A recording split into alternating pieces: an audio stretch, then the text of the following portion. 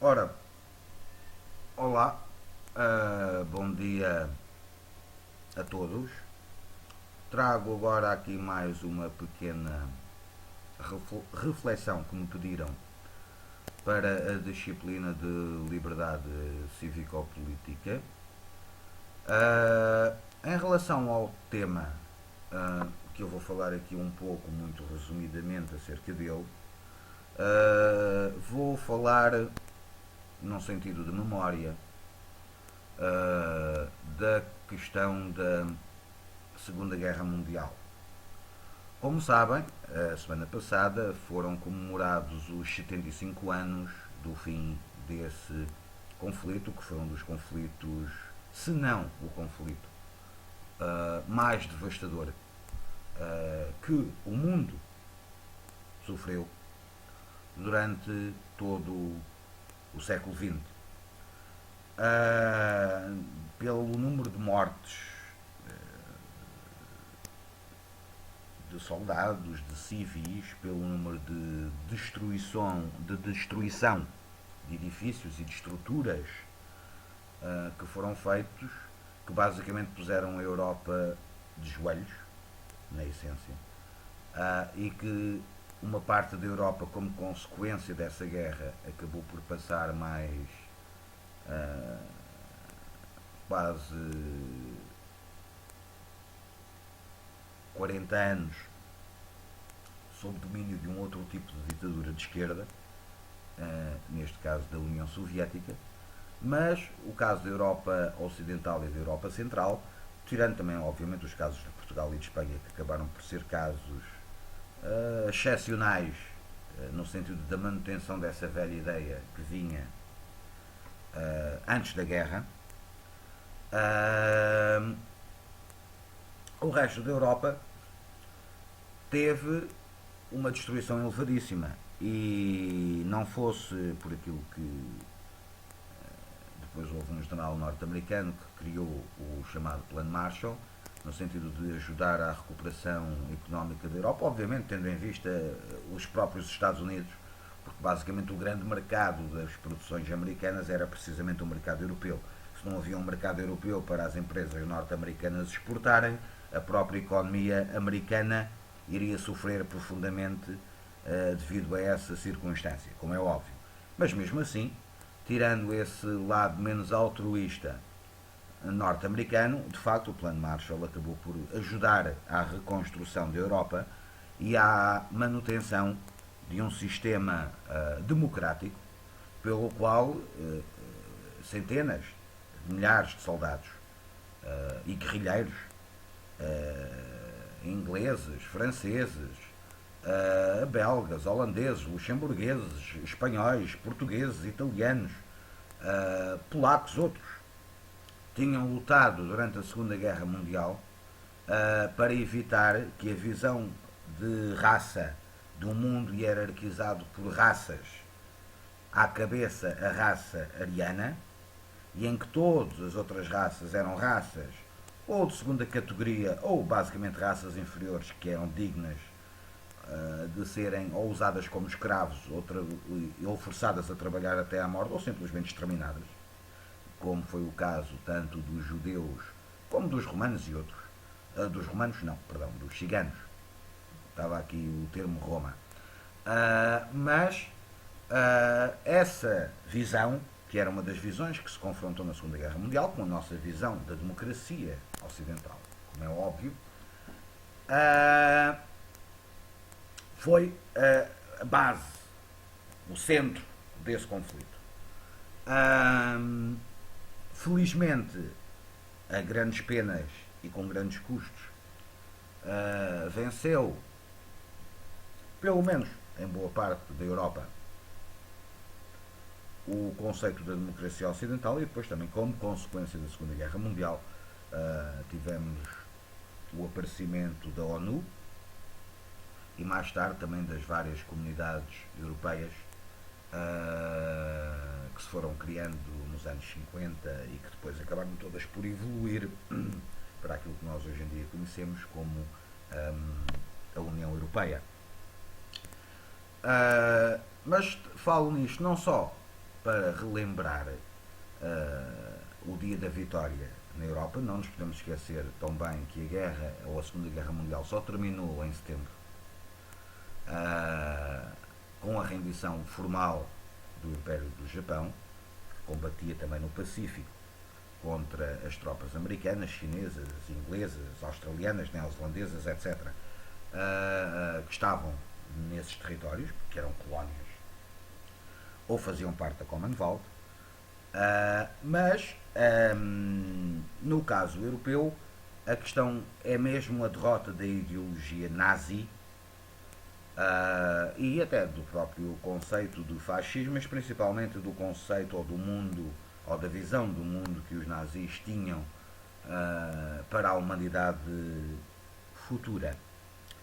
Ora, também na semana passada, em Portugal, tivemos um indivíduo que foi eleito para o Parlamento da República Portuguesa, que se lembrou de propor a criação de campos especiais de internamento para indivíduos da etnia cigana, o que é uma afirmação profundamente infeliz, porque parte do princípio que todo o cigano é criminoso, esquecendo que tal e qual como há criminosos entre os ciganos, também há criminosos entre nós, brancos, vamos dizer assim, como infelizmente também vimos durante o fim de semana o caso daquela pequenita que foi morta pelo pai e pela madrasta, por exemplo, mas é só um exemplo de como a criminalidade existe,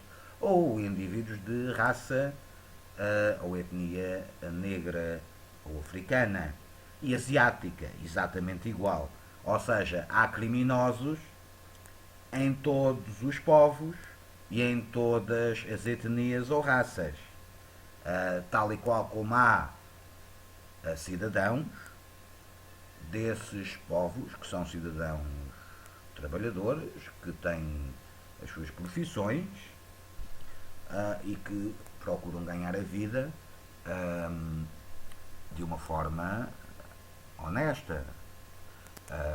Por isso, assumirmos que só um determinado núcleo ou uma determinada etnia ou raça são todos criminosos, também acho que é, enfim, um exagero. Mas isto faz lembrar, precisamente, o conceito da hierarquia das raças nazi, em que eles também propunham, sim, nós temos que reeducar os comunistas, os eslavos, os judeus, os ciganos, os homossexuais, temos que reeducar essa gente toda. E então nós, para reeducarmos essa gente toda, vamos criar campos para eles irem para lá viver, para serem reeducados. Como nós sabemos, na maior parte desses campos, essas pessoas todas eram ou exterminadas, gaseadas ou fuziladas, ou então eram forçadas a trabalhar basicamente até à morte, ou então eram alvos de experiências científicas, como sabemos. Por isso, quando temos alguém no século XXI, num parlamento democraticamente eleito, que regressa a ideias nazis, e repito, nazis, leva-nos a pensar que de facto não se aprendeu nada com aquilo que foi a história passada da Europa, porque o resultado da Segunda Guerra Mundial, e muito mais do que o resultado da Segunda Guerra Mundial, da consequência das políticas racistas da Alemanha nazi, além da morte de cerca de 6 milhões de judeus, temos que contar mais à volta de, acho que é 4 ou 5 milhões de ciganos, 7 ou 8 milhões de eslavos, etc. Por isso convém não se esquecer que essas ideias das teorias das raças superiores habitualmente traduzem-se em tragédias humanas imensas. Também para recordar que foi pós Segunda Guerra Mundial que se criou um conceito do direito internacional que é o conceito de genocídio, que nós hoje em dia ouvimos com alguma frequência em vários pontos do globo.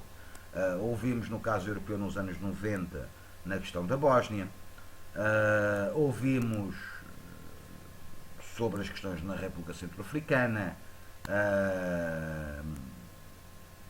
na Síria, atualmente, o Estado Islâmico fez genocídio em massa. Ou seja, o conceito de genocídio, a noção de genocídio, foi primeiramente criada pelo direito internacional para julgar os vários oficiais do regime nazi que foram escolhidos para ser julgados nos tribunais internacionais de Nuremberg, e mais tarde os americanos também fizeram isso na Ásia com os chamados tribunais internacionais de Tóquio, para julgar indivíduos responsáveis não só pela guerra, mas pelo extermínio de milhares de milhões de pessoas nesse processo. E quando temos um indivíduo que é eleito e que foi eleito democraticamente para o Parlamento por segmentos da população portuguesa, eu gostaria de relembrar todos aqueles que votaram nesse indivíduo que esse indivíduo pode dizer o que diz e as barbaridades que diz porque estamos e vivemos num sistema democrático. Porque se esses indivíduos, como esse, estivessem no poder em Portugal, a primeira coisa que eles iriam anular imediatamente era a nossa liberdade de pensar, de falar, de nos exprimirmos. E convém que as pessoas não esqueçam que esses indivíduos, e infelizmente há em Portugal, há em Espanha, há em França, há em Itália, há em montes de países europeus e não europeus, evidentemente, devem a sua liberdade e de terem a liberdade para dizer as barbaridades que dizem, porque vivemos num sistema democrático que permite que todas as várias correntes de pensamento possam defender os seus pontos de vista. Mas quando se esses indivíduos chegam ao poder, a primeira coisa que eles anulam exatamente é precisamente o direito à nossa liberdade de expressão individual. Convém também não se ter a noção e de se esquecer isso. De todas as maneiras, era esses pontos que eu gostaria de relembrar aqui hoje, ou seja, o fim da Segunda Guerra Mundial há 75 anos atrás, a destruição de um sistema político e ideológico que hierarquizava a raça humana de uma raça superior para raças inferiores, até sub-raças que nem sequer tinham o estatuto de seres humanos. Porque na essência este tal indivíduo que eu falo tem esse tipo de pensamento. Convém não se esquecer. E se ele não o tem, vários indivíduos que lhe são próximos possuem-no. Só para relembrarmos esse aspecto. Por isso, acho que quando nós, e nós temos o poder, felizmente, e espero bem que assim continue por muitos anos, de sermos nós a elegermos os nossos representantes. Porque esse também é um dos direitos que provavelmente iria desaparecer rapidamente, só por curiosidade.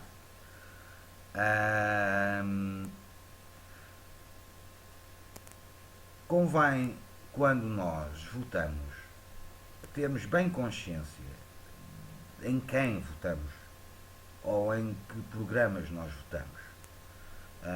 Por isso eu insisto sempre que convém, antes de votar em alguém, ler-se os programas políticos ou ideológicos por trás de determinada ideia. Porque sou muito sincero, prefiro que não se vote do que indivíduos como este tipo acaba por ser eleito para um parlamento democrático.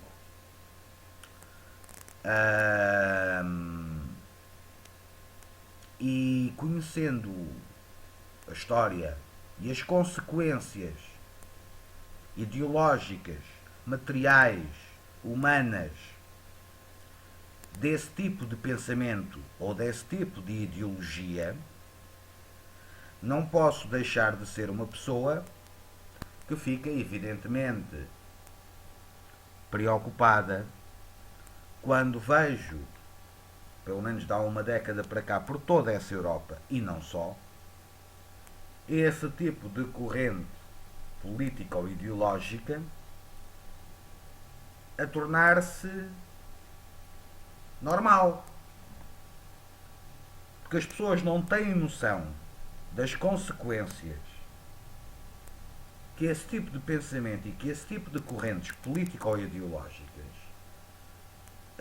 tiveram no passado, que não as perderam e que, se esses indivíduos chegam ao poder, e nem vou falar aqui no Brasil porque pronto, é um caso perdido, mas quando esses indivíduos chegam ao poder, a primeira coisa que anulam é a nossa liberdade individual, a nossa liberdade de pensar. Diferente deles.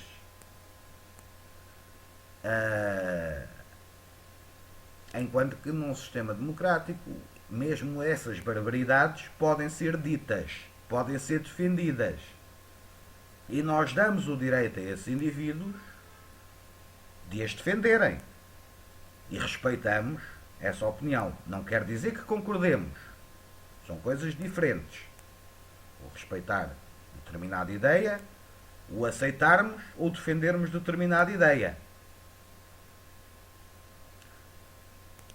Como tal, convém fazermos aqui também essa pequena reflexão acerca do nosso passado recente, e não foi assim há tantos anos que houve a tragédia que foi a Segunda Guerra Mundial. Infelizmente, parece-me que muita da juventude de hoje em dia não tem noção histórica das consequências terríveis que daí resultaram. Isso preocupa-me muito sinceramente, porque vão atrás de indivíduos de discurso fácil, de populismo, porque na vida política é sempre mais fácil dizer a culpa é do outro. Tal e qual como há 80 anos atrás foi fácil dizer aos alemães a culpa é do judeu, a culpa é do cigano, a culpa é do eslavo e por aí adiante. É sempre mais fácil dizer que a culpa é dos outros. Quando os verdadeiros culpados muitas vezes são aqueles que estão no poder e que devem ser responsabilizados pelas suas ações, como é óbvio. E não estou só a falar em termos de poder político, falemos de poder económico, financeiro, industrial, etc. Mas de todas as maneiras, pronto, era esta a pequena reflexão que eu gostaria aqui de trazer para esta sessão de liberdade cívico-política. Espero que continuem todos bem, que continue tudo bem com as vossas famílias e até uma próxima ocasião. Obrigado.